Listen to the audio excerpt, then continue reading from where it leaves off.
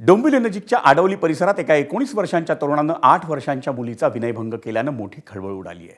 मोहम्मद रझाक असं त्या तरुणाचं नाव असून तो घटनास्थळावरून फरार झालाय. डोंबिवलीतल्या मानपाडा पोलीस स्थानकाची पथकं त्याचा शोध घेत आहेत.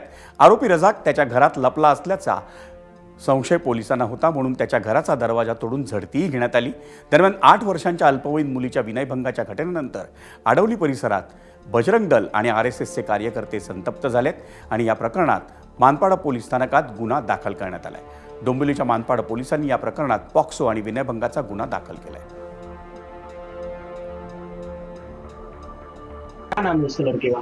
मोहम्मद रज्जाक। क्या करता, कुछ ऐसा है आइडिया वगैरह क्या करता है? नहीं, शायद बिल्डिंग वगैरह में काम करने जाता है, यही सुनने में आया था। 5-6 दिन से अभी उसको क्या आइडिया रहेगा, क्या करता है कुछ पता नहीं मुझे। कंप्लेन वगैरह किया कुछ? हाँ, कंप्लेन किया मैंने। क्या पुलिस वाले पता नहीं? वो बोले कि ढूंढते हैं, उनकी मम्मी को रखे हैं, ढूंढ रहे हैं, 2-3 चक्कर मार चुके लेकिन लड़का मिला फरार नहीं। हाँ, लड़का फरार है, कल से ही फरार है वो, 12-12:30 बजे से ही फरार है, अभी तक नहीं मिला। हे अत्याचार मुलींवर होत आहेत. आज आपण बघितलं तर मुली खरंच सुरक्षित नाही आहेत. 10 वर्षाच्या मुलींवर जर अशा प्रकारचे प्रकार जर 10 वर्षाच्या काय 4 वर्षाच्या मुलींना सुद्धा हे लोक सोडत नाहीयेत.